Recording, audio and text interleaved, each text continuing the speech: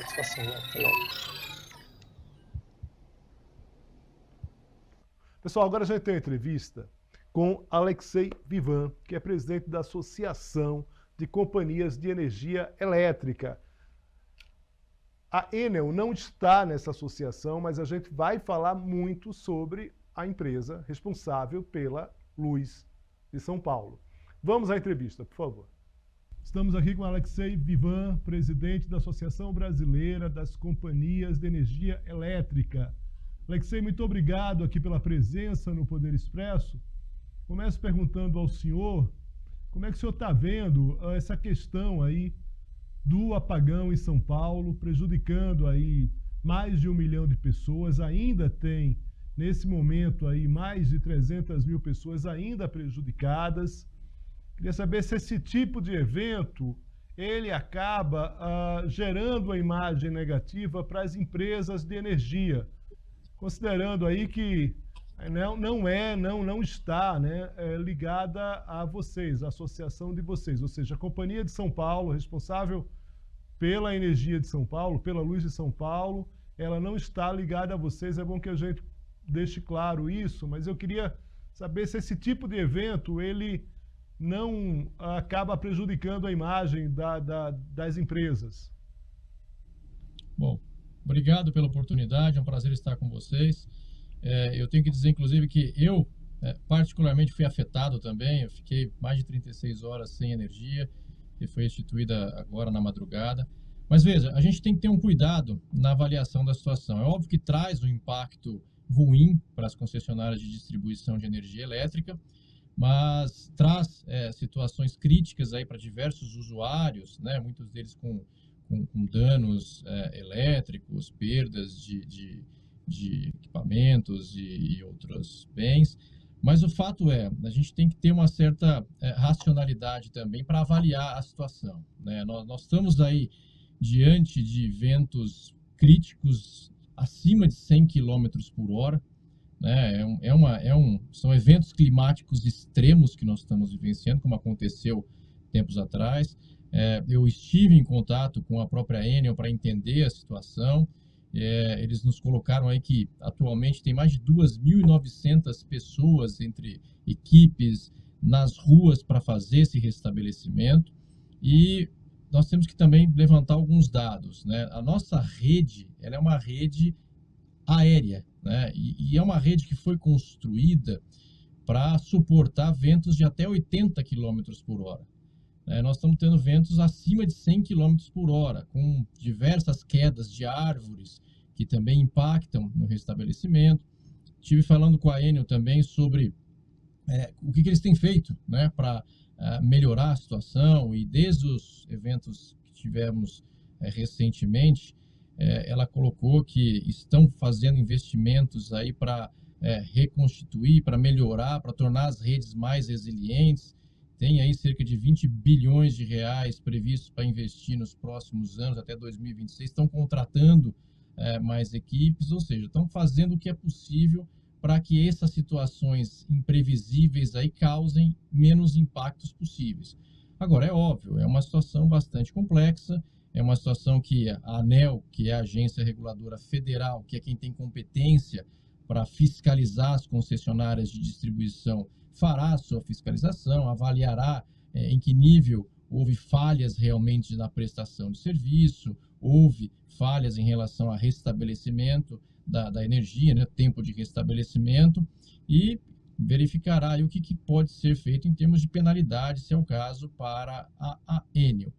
O fato é um momento crítico e nós estamos sujeitos a isso por conta dessa situação climática fora dos padrões que nós temos vivenciado e fora daquilo para que as redes elétricas foram projetadas. Legal. Agora, Alexei, numa escala de responsabilidade, tem integrantes aí do governo que até defendem a própria suspensão desse contrato da Enel. O ministro de Minas e Energia, em determinado momento, chegou a falar da questão das próprias multas de forma muito efetiva. A gente fez entrevistas com ele aqui no SBT News, mas numa escala de responsabilidade. O fato é que o consumidor está sem energia, se tem um prejuízo para a população imenso, tem casos dramáticos de pessoas que têm problemas de saúde efetivamente. Conta de luz no Brasil não é uma conta barata, você tem pessoas a depender da faixa de renda com clara dificuldade para se pagar a luz. Você falou agora sobre essa questão da própria rede, né, do próprio sistema, mas de alguma forma se espera que esse tipo de evento esteja também estabelecido no próprio contrato, quando se tem uma definição em relação a preços e prazos e tudo mais.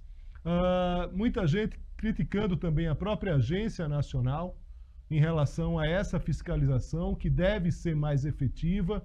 O que protege a sociedade, a gente sabe disso desde sempre, é uma questão essa própria agência. Se você vai trabalhar e definir para empresas privadas serviços essenciais, como o serviço de energia, a gente está falando de um serviço essencial, a gente precisa que uma agência que faz esse intercâmbio entre a sociedade e as empresas tenha, de fato, uma fortaleza maior, seja, de fato, mais enfática. O que a gente vê é captura de agências regulatórias, uso político em alguns momentos. Não estou me referindo ao caso específico da agência de energia, estou falando no geral, assim, de como a determinado momento essa proteção em relação às capturas, numa escala de responsabilidade aí, como é que o senhor, representando aí o mercado, acredita que se possa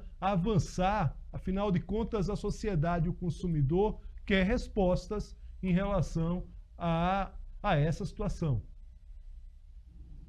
Sem dúvida, é um momento crítico, como eu coloquei, né? É um momento em que os ânimos estão muito exaltados, nós estamos num período de eleições municipais também, o que exalta ainda mais os ânimos, mas nós precisamos ter racionalidade, né? A gente não pode pegar a parte e querer considerar como o todo. As concessionárias de distribuição, não só a Enel, mas todas elas têm contratos de concessão com regras claras. Existem lá padrões de qualidade que precisam ser atendidos pelas concessionárias. E quando eles não são atendidos, você tem penalidades que vão até multas, que vão aumentando de valor, até no final uma possibilidade de cancelamento da concessão. Óbvio que o cancelamento da concessão, a revogação, a caducidade da concessão é algo extremo quando a empresa não tem condições de prestar o serviço, não tem condições econômicas, financeiras, técnicas, de gestão, o que não me parece ser o caso.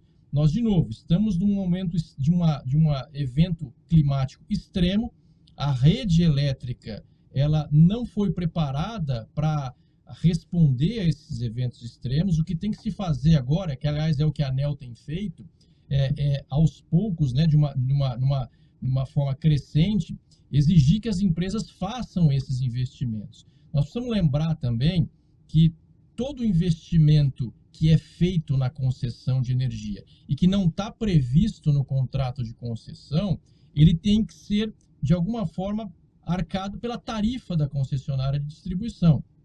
Então, existe também uma balança que precisa ser colocada aí para dizer, olha, vamos precisar de mais investimento, mas tem que ser feito de uma forma criteriosa para que isso não encareça demais a tarifa de energia. Tarifa, como você bem colocou, já são elevadas, Você tem um critério de cálculo de tarifas que foi definido lá atrás em lei, nos contratos de concessão, e que leva em consideração o que a concessionária precisa para operar, manter e investir na sua rede de distribuição.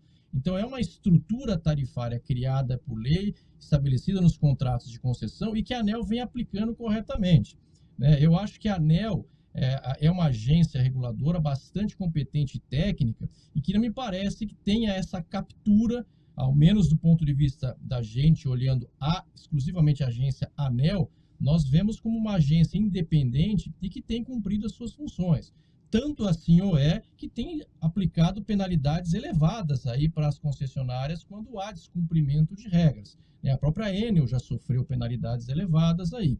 Então, eu acho que assim, as instituições, do ponto de vista do setor elétrico, especialmente a ANEEL, tem agido da forma como mandam as regras e fará agora a fiscalização para ver aonde houve falhas na atuação da Enel, né? Aonde foi uma situação imprevisível e inevitável e aonde foi situação em que isso poderia ter evitado e, eventualmente, abrir a fiscalização e aplicar penalidades cabíveis.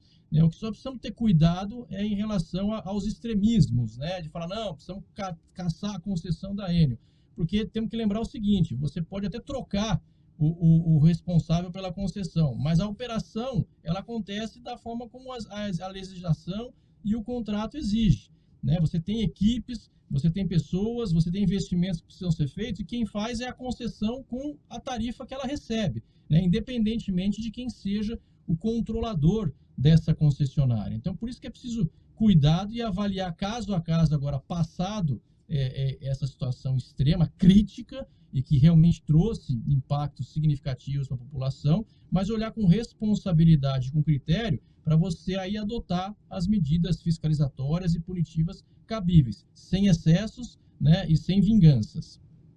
Alexei, mais um ponto aqui para fechar nossa entrevista sobre essa questão do horário de verão que o governo está prestes aí a definir. Na opinião das empresas ou de parte das empresas, da associação que você representa, queria saber, se deixasse aqui quantas empresas, associação, quantas companhias a associação de vocês representa e o que é que vocês avaliam em relação à volta do horário de verão? Veja, nós hoje temos na associação diversos grupos de empresas, né? São empresas e grupos de empresas que somam em torno de 25 grupos de empresas, né? E o horário de verão, ele tem uma finalidade que é a preservação do sistema elétrico, né? Ele até promove uma economia de energia, mas é uma economia de energia residual. A principal finalidade do horário de verão é deslocar o horário de pico da demanda, ou seja, o horário em que o sistema elétrico ele é mais demandado, né, que costumava ser no final da tarde, né, quando as pessoas retornavam para suas casas. Então, a principal função é essa, é deslocar o pico da demanda para preservar o sistema elétrico, né? Ainda mais agora, em que a gente tem uma situação diferente no setor elétrico, que é a forte geração de energia que a gente chama intermitente, né, que são as fontes eólicas e solares, que são fontes que no final do dia elas acabam reduzindo a geração, né, por redução do sol, diminuição de vento, e você então exige mais a entrada de geração hidrelétrica e termoelétrica, né? Então, no momento em que os reservatórios também estão baixos, com previsão aí de pouca chuva até o final do período úmido, nos parece que, mesmo que seja pequena a economia, ela seria vantajosa. E preservar o sistema elétrico também é algo sempre positivo, né? O que o Operador Nacional do Sistema Elétrico, que é o órgão responsável por avaliar esses benefícios, já fez um primeiro estudo e está refazendo estudos, é se realmente essa demanda grande de energia está acontecendo no final do dia com a volta das pessoas para suas casas, porque por conta de calor, uma maior quantidade de ar-condicionado no meio do dia, essa demanda pode ter sido deslocada esse pico da demanda pode ter sido deslocado para o meio da tarde.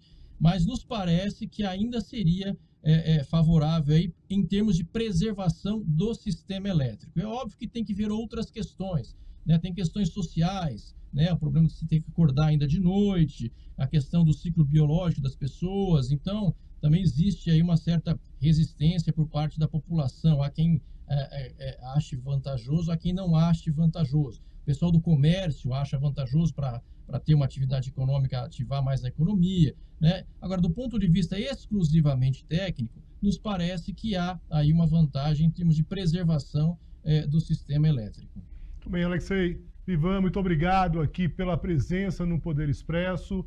Espero encontrá-lo em outras oportunidades. Um forte abraço. Ficamos à disposição aqui. É um prazer. Um abraço.